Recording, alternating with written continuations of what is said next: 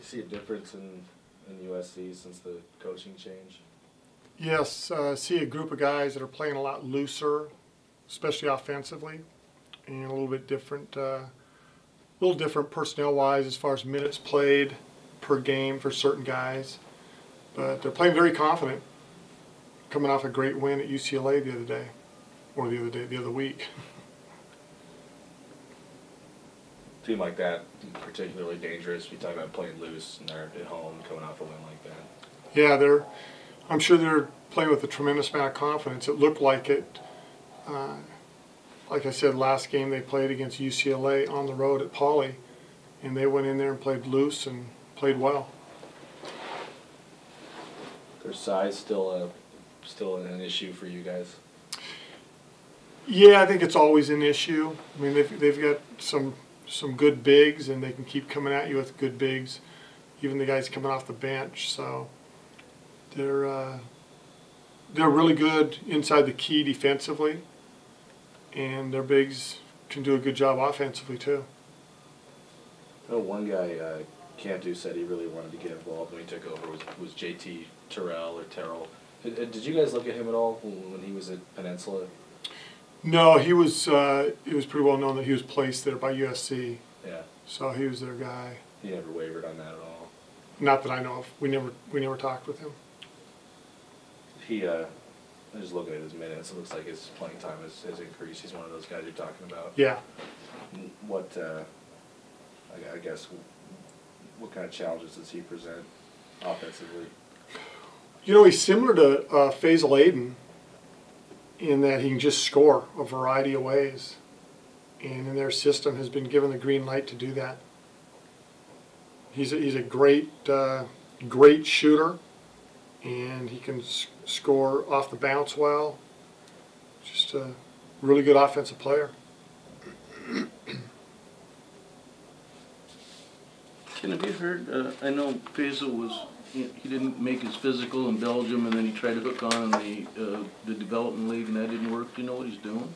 I don't. Last I heard was he was in the developmental league, and because his knee wasn't up to par, Frisco, I think. They let him go. Dallas, yeah. So last I heard, maybe a month and a half ago, that he was just still trying to strengthen that knee.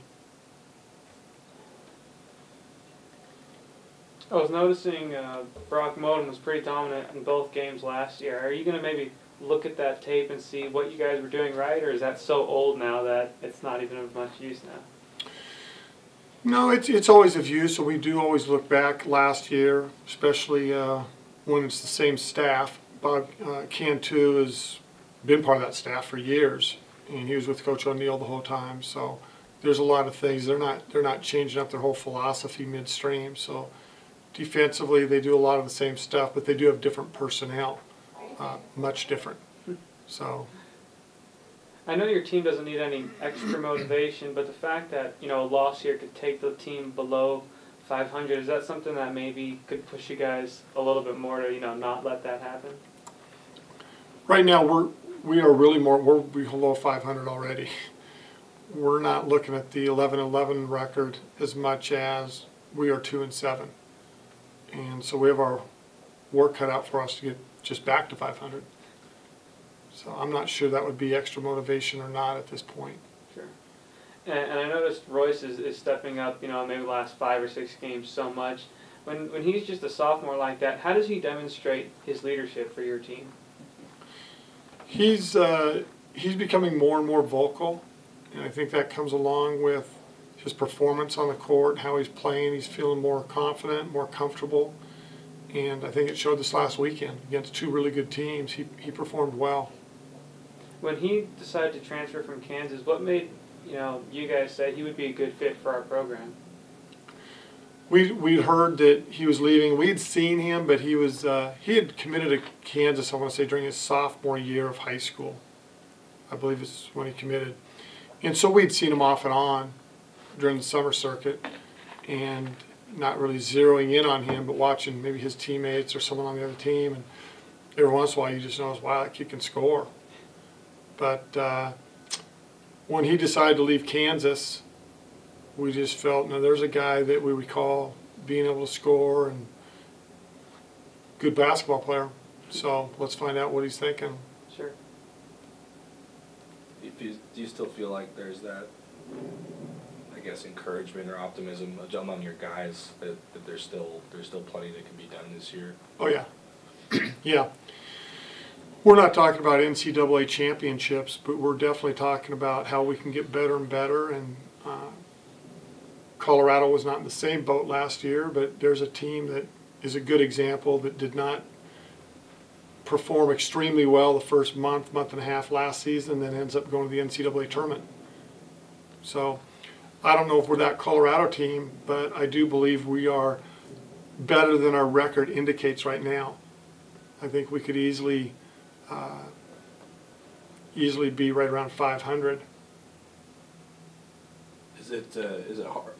Is it hard for them to, tangibly look at what they've done and believe that they're improving without the wins, or do you feel like they look at your body of work and can say, well, we're getting better, even though maybe like you said, we're 2-7? Yeah, it's a great question, and that's something you think about. But I like, again, I've said it so many times, I like the fact that our guys are coming back and you see some life. And it's no different now than it was a month ago or 2 months ago. There's not many teams I've been on that were 2-7. I'm not sure I've ever been coaching a team that's 2-7. But I've coached teams that had high expectations to maybe win a conference championship that all of a sudden were, 5-5 or 4-6 or whatever. And there were a few teams there that you could just see you were losing them, that they were not coming to practice with the same enthusiasm, they were not playing with the same effort, they were not cohesive with each other, and that's just simply not the case. Yet I don't think our guys are content with mediocrity and just being, oh, well, we're 2-7, not a big deal, this is, we're still playing college basketball. They want to win. After a game, it hurts.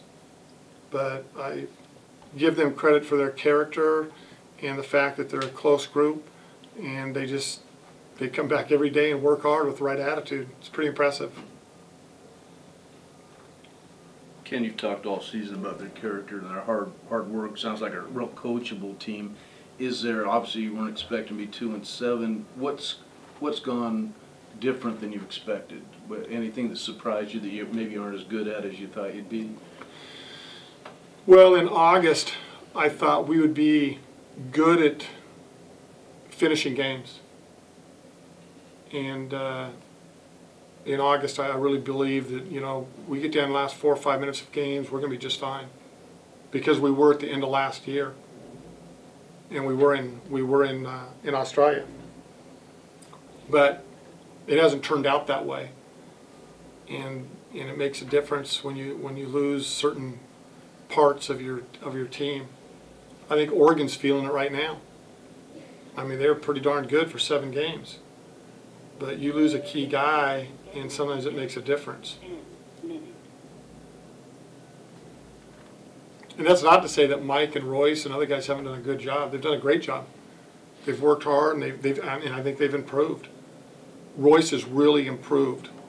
I think Mike actually surprised us right from the get-go, having the basketball IQ that he has and just being good, solid.